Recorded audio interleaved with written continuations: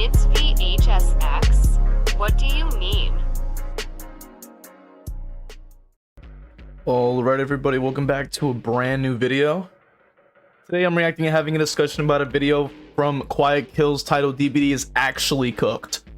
So I've actually spoken about the developer update that's actually coming in the future in a previous video that'll be linked at the end, but obviously, you know, this is sort of a part 2 in a way because I wanted to kind of hear other perspectives, and the more I learned about the changes coming, the more concerned that I've become. So I want to hear more about it, obviously from other perspectives, and try to then kind of see where I stand with these changes. So let's get into it.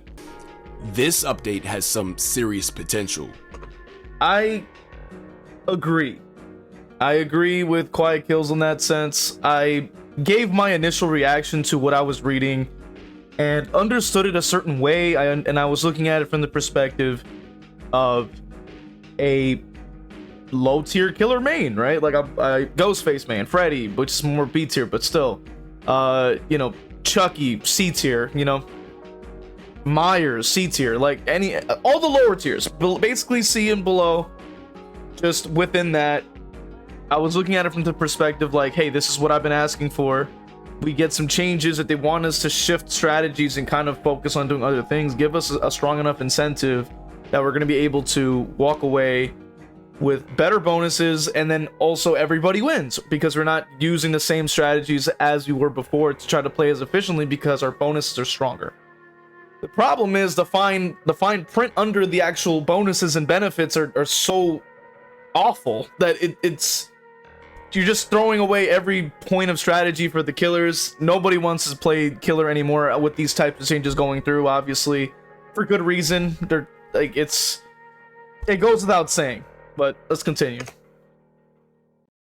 Of just straight up killing the game if it releases as is. This is so bad. I mean, I'm almost certain a horse's asshole could produce better patch notes than this horse shit I'm reading here. But enough chit chat, enough dilly dallying. Let's just jump right into it and really hone in on the two most impactful and problematic things I'm seeing with this update page here. That being the tunneling reduction update, and a little less so, but still problematic nonetheless, slugging reduction update. So if a survivor is left in the dying state for a total of 90 seconds during a match, they gain the ability to pick themselves up after fully recovering. This also gradually increases crawling speeds for survivors who are left in the dying state, and also grants them the ability to recover while crawling. Recovery now occurs passively with no need to hold a button. Because why the need to hold a button when you could just hold Behavior's hand instead? I mean, this is just next level spoon feeding. Anyways, actually, I have to say that is the part that I probably missed when I was reading the patch notes, or maybe they updated this after I actually recorded my video, because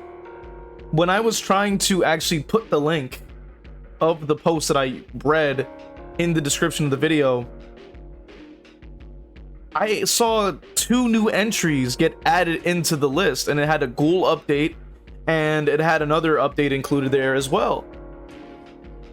And I didn't see that initially when I was reading the patch, or I guess the update rather.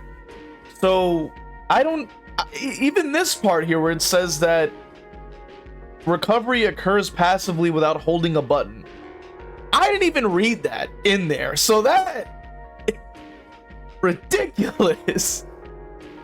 They added in a bunch of new stuff before I even had a chance to see how terrible it was. So from what I read, from what I saw, and what I recorded, and is what my initial reaction was to everything, because I thought that from what was there, it didn't seem that bad. But they can recover while crawling. They're able to have base kit tenacity, base kit unbreakable, so they can crawl under anything they want, and they can crawl wherever they want. And you're slugging as a form of strategy, because I know that there were players that were just adamantly focused on trying to bleed out these survivors from the very beginning of the match, which is a very rare case, but still, for whatever reason, that was still, for some reason, needed to be changed. But this is not how we go about doing that. This is ridiculous. There's not even an input as to actually recovering with this change. Like QuietKills had just said, how much, like, I gotta say, how much more hand-holding does the survivor side need? I gotta say, survivors already have plenty to work with. And this is not to create an us versus them argument. This is purely going off of updates, data, patch notes. By and large, the survivor side is objectively easier to play, is objectively more casual, it's objectively the most popular side because it's less stressful overall. You don't have to worry about macro as heavily as a killer because you're one player versus 4 that are capable of all doing things simultaneously and working together. Now, for whatever reason, Behavior decided that killer isn't the power role. They need to make the side with already the most advantages have the most advantages. Even more so than before. I just don't get why. I don't understand. Like, I've said this many times. The killer has powers, and yet we're powerless in these matches. That makes no sense. I actually don't think the 90-second pickup time is as bad a change as a lot of people are making it out to be. I mean, 90 seconds is a pretty significant amount of time, right? That's a minute and 30 seconds. That's exactly what my point was when I was making the video initially, and that's why I thought it wasn't that bad on the surface, because 90 seconds is an excessive amount of time. That is a minute and 30 seconds. That's about a gen and a half, pretty much, right? Just guesstimation here. About a minute and a half. That's a long time. Like, that's directly answering the problem where people have encountered players that are just actively slugging from beginning to end. Like, not even hooked once, not even for pressure, just to slug. Not like all the way from the bar being at the top all the way down to 0, all the way through. I get it. But this is a bit heavy-handed when it comes down to that. That's a bit much. I don't think you need this much. That's a lot. Like, you move incredibly quick and recover, and you don't need to press a button to do that. Like, huh? Like, what are we talking about?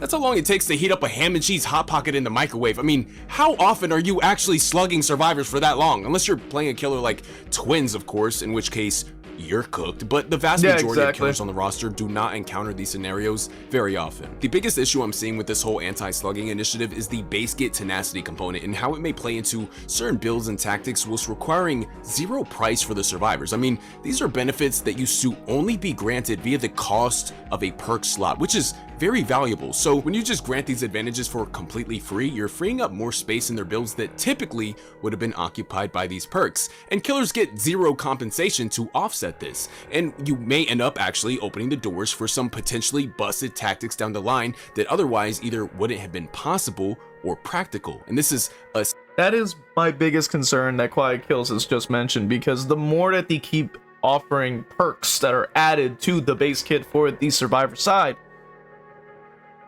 it opens up the perk slot for even more ridiculous builds, because now they have perks on top of perks, but the killer is not receiving any compensation. We're not receiving any counter buff or a quality of life change or anything in return for giving them such an insane advantage. A good example of this was the base kit borrow time. Now, when it was implemented, it was sort of needed, because obviously a lot of people were just unable to even get off hook without even being able to run away, because they would be downed instantly after being unhooked. But that also meant that the borrowed time that did take a perk slot was now removed, right? Opening up a new perk slot for something else, right? So let's use that example here. People don't have to run Unbreakable anymore, which already takes up a perk slot. They don't have to run Tenacity anymore. That takes up a perk slot. That's 2 more perks now that are available to them to either run even more stuff like DS or another Exhaustion or Vigil or other ridiculous perks, Deja Vu, things like that. Now that's available. Now there's even more opportunities to create even more busted builds. Just by the sheer fact that you remove the necessity to have these bonuses because the base kit exists. And there's no compensation for the killer side. There's no base kit perks that killers even get. There really hasn't been any. On top of the borrowed time base kit, there's also been the base kit reassurance, which added additional time to the hook state on both first and second hook, now allowing for 70-second hooks, which means now they have even more time to be on the hook, which has been stated in a previous video that I've covered by Pixel Bush, also covered in an Oddstarva video I covered in the past.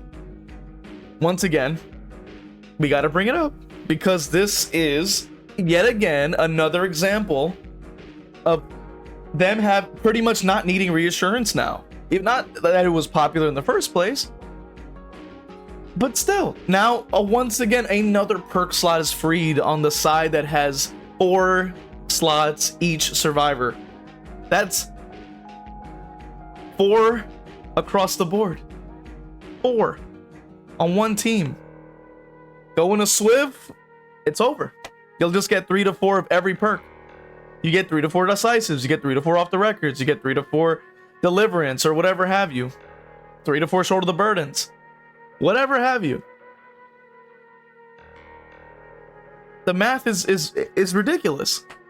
Compared to the one player on killer that only has 4 slots, that needs to somehow take into account the strength of their own killer, and then has to put on perks to try to do something against these things. And even then, half of the time, these perks are not strong enough on their own. So, it's like, where's the compensation for this stuff?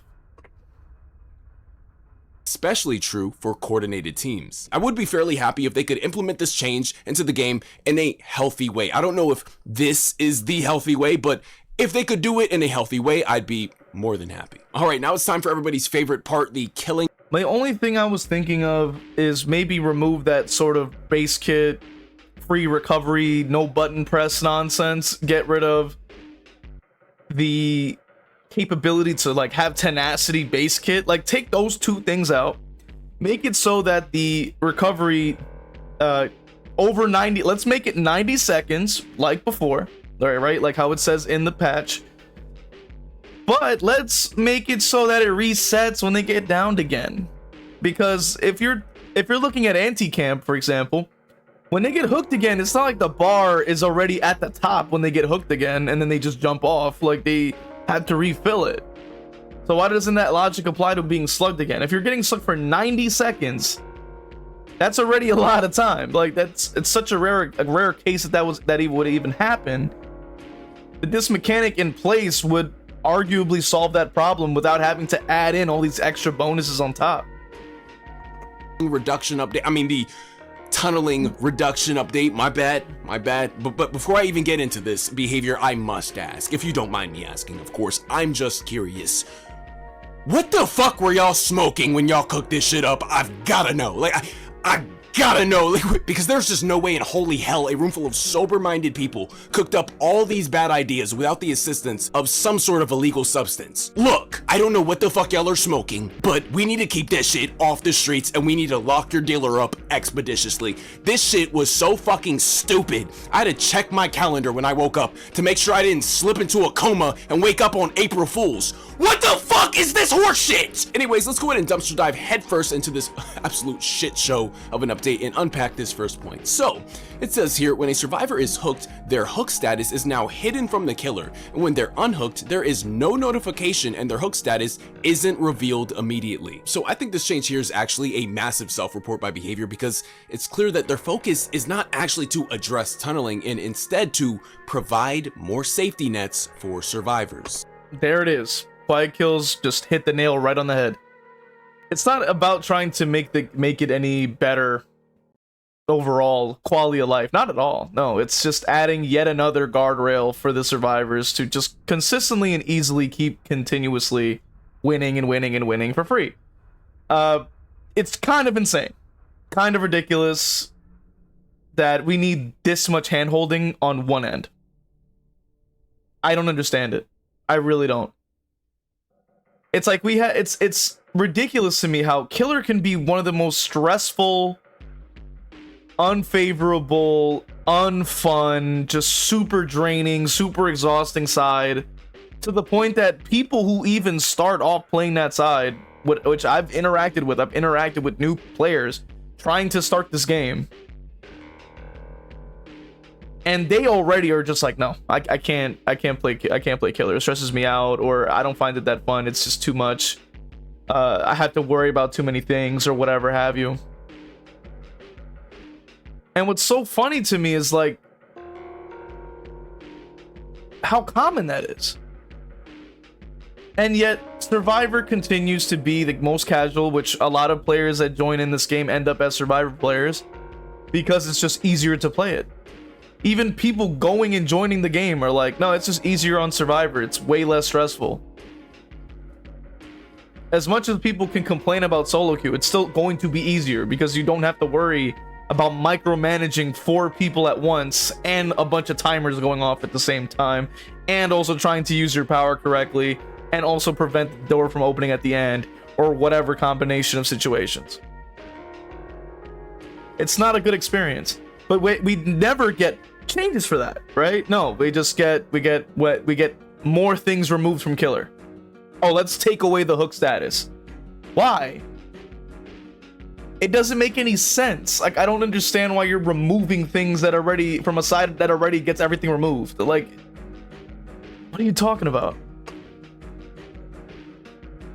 Because if you're already implementing a slew of very punishing anti-tunnel features on top of the anti-tunnel perks and items that are already in the game, why is this even necessary? Does this not seem like overkill? Well, no, because it actually has nothing to do with tunneling and everything to do with guaranteeing survivors a safe unhook and a safe reset. That's what all of this is really about.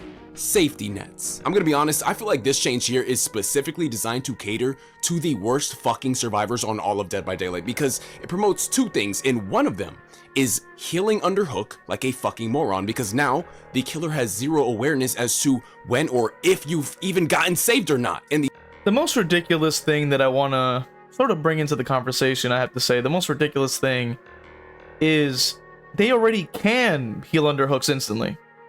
Like, Resurgence exists. It takes them 4 seconds to heal now under hooks. 4. No killer can get over there in that amount of time. 4 seconds. 4. You already have Resurgence that gives you 70% of your healing speed. Botany got buffed. Will make it still is in the game. Free, by the way. Free perk. You don't even have to own any new DLC character to get Will Make It. It's a base game perk. Will Make It. I don't get it. Botany got buffed. Medkits are still crazy. Syringes exist. How much more do they need? You already have like 10 different ways to heal faster. Why do you need this too? Like I don't understand that. And then what's even worse is that this is going to affect the newer players even harder, because when a new player is starting off on killer, they're not even going to understand where to go and what to do. So you take away this, that gives them even less of a chance to even understand how to play their game. It makes it even harder for people starting out because they don't understand where they're supposed to go or what to do or where to check or what to even how to do anything. So now you're taking away information from players that are brand new. The second thing it promotes, though, indirectly, is proxy camping, because knowing when a survivor gets unhooked is incredibly important, as it provides crucial information about the match on a macro level. It can tell a killer so many different things, like when a survivor gets off a gen, which gen they got off, how much time they'll spend healing or rotating to heal, whether they skipped a heal and doubled up on a gen, whether they split and got on 2 separate gens, etc. And so, without this information being provided by the UI, killers will seek it out themselves by proxy camping so they can just see the unhook happen with their own 2 eyes, since the UI is no longer reliable. I 100% agree with QuietKills on that as well. That's a point I just slipped my mind, because that's a very good point. By definition, it directly affects how you play the game, how you even interact with anything strategic in this game. By completely removing more forms of information, the strategies shift, and then they're even more ridiculous to deal with, to them, to the people begging for these kinds of ridiculous, mindless changes. This effectively achieves the opposite of what you wish to accomplish with this change. But if you thought that was bad, trust me, it gets worse, because unhooked survivors gain the following effects for a limited time once they are unhooked: haste, endurance, elusive, which is just lucky break and iron will base kit. They also get immunity to killer instinct, and they get to see the killer's aura nearby, so they get wall hacks on top of that. Let's stop for a moment and let's really consider how many perks that the survivors are gaining with this type of change. Not only are they getting borrowed time from before, reassurance, right? So that's base kit borrowed time, base kit reassurance. Now you're getting iron will, right? Base kit. You're getting distortion, apparently. I think, because it's saying like they're immune to, I'm assuming auras as well, but immune to killer instinct as well, and aura. And they have a perk, I think that's kindred or something like that, where they can see people unhook. So that's like a 5th perk right there. And then let's say off the record too, because off the record also means you can't take a hit. You're just gonna hit endurance. That's about 6 perks. That's about 6 perks for the survivors added to the base kit. If you want to be generous, maybe you could say 7. Right? Because of Iron Will and Lucky Break, that's 2. Borrow Time and Reassurance, that's 4. Off the record, 5. Distortion, 6. Kindred, 7. If it's called Kindred, it's whatever it was where they get off of hook, they're on hook and they can see the killer. So let's really take a moment and try to think about this for a moment.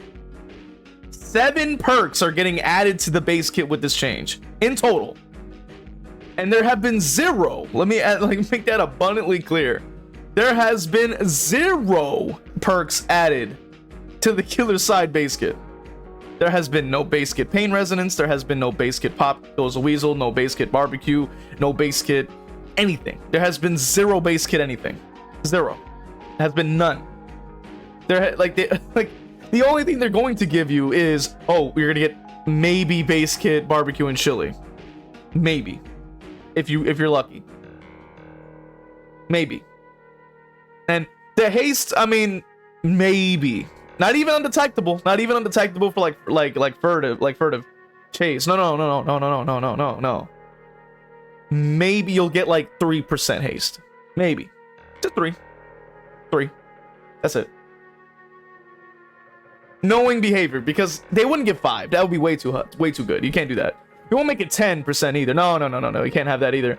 That's too good. You can't have it be that good for the killers, you know, to give them a good reason to do what you want them to do. No. You're gonna make it like 2%, 3%. The gen kick will be 2% probably, because God forbid, right, we get anything good. And then the aura will last like 2 seconds, because ooh. But you'll give the other side 7 perks base kit in total. That's ridiculous. But apparently that's what we want to do today. I don't know. I don't get it, man.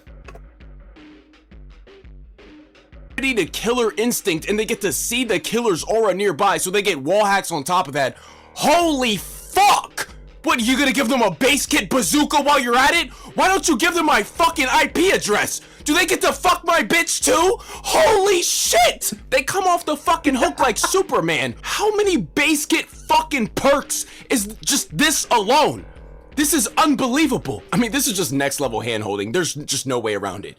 This is shameless. Absolutely shameless. I mean, like, why couldn't you just stop at haste, endurance, and elusive? Why do they also need fucking wall hacks? They're also immune to killer instinct, so just like fuck Legion, right? Like, what do we... Also, fuck Legion, fuck Freddy, because he teleports and gets killer instinct, and fuck Ghostface once again. Ghostface, for whatever reason, gets nerfed again. I don't know why. Like, they keep nerfing him. Like, what the fuck? Yo. This hurts Ghostface even more. Like, he just continues to be in the grave of the D tier for forever because of these stupid changes. Like, what the hell? Yo! Any character that has killer instinct of any kind, even like Dredge, I think too, or something like that. There's characters with killer instinct in their kit. Just won't work. Like, just won't work. So if this goes through and you're trying to just go around with your cloak and ignore the person who gets unhooked or whatever have you, they can reveal you and you won't know where you got revealed from. Oh, that's exciting.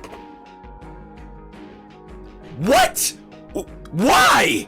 Why do they need all this? And then it just keeps on going, it doesn't stop. Added new effects that decentivize tunneling. If a survivor dies before 6 total hook states, all remaining survivors gain a repair speed bonus for the remainder of the trial. If the survivor that was last hooked is sacrificed or killed, generators cannot be regressed or blocked. So just like, fuck Sadako, right? It's just, fuck. Yeah, they pretty much say Pyramid Head, Sadako, Myers, just all just get slapped in the upside the head. Like, oh, you can't do that. You don't get to play anymore. You don't get to play anymore. You can just keep on hand holding the survivors over and over, and a free repaired speed bonus just because you're Sadako and you exist. And then you get screwed over with the slugging changes if you're twins, which twins already is unplayable most of the time anyway. So love to see it. Great job. Big, right? Like, what are we even talking about at this point? These changes here are so fucking short-sighted, it is baffling. I am dumbfounded, flabbergasted even. It's hard for me to it's hard. It's gotta be a prank, right? It's gotta be a prank. I mean, they're not serious. Dog, it's not even April 1st. Like, this has gotta be the biggest prank we've ever seen on the DBD community, bro. Because there's no reason that they're just completely shoveling out every single killer player from the player base. Like, there's no way. Like, I've already discussed about the feeling of being, like, pushed out from the game. QuietKills talked about it, too. I've covered that video previously. And we both are sharing that experience. And even this other video I covered as well in the past that had tried to, like, played a casual build and couldn't. Killer players, we're all feeling like we're getting pushed out of the game. We're not able to play what we want. We're constantly getting nerfs for some reason. I don't know where this came from. Like, what? Like, every good character,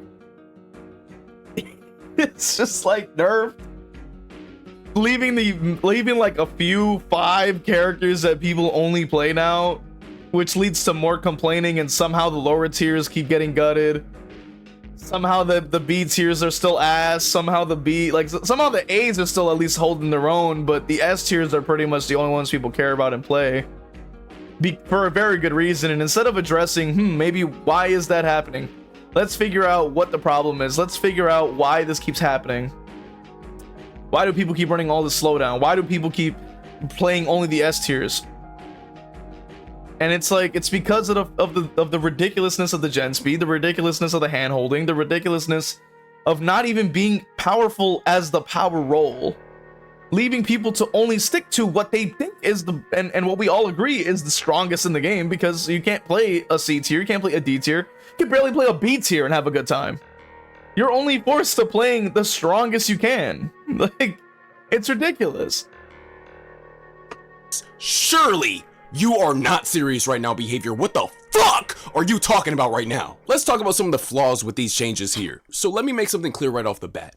This is not anti-tunnel, even by definition, and it seems behavior is incapable of even defining the term tunnel itself. If I hook 2 survivors, one after another, by the time it takes to kill one of those survivors, I would be at my 5th stage. So why would I be punished for killing a survivor before 6 stages? This is not a punishment for tunneling, this is a punishment for just playing the game. And just to help paint the picture on how stupid these changes are, imagine I'm playing Trapper and the person who's my most recent hook steps into one of my traps.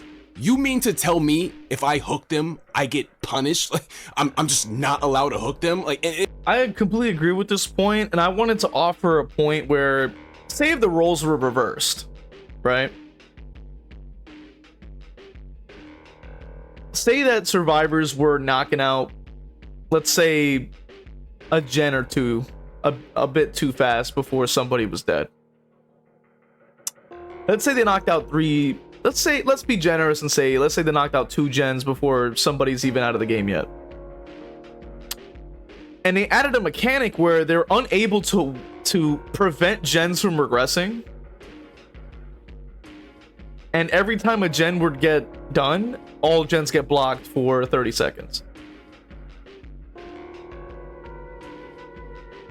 The survivor community would completely explode and riot if they were to see something that ridiculous. But the funny thing is that we're seeing that on the killer side. You're just doing your job as a killer. You're taking somebody out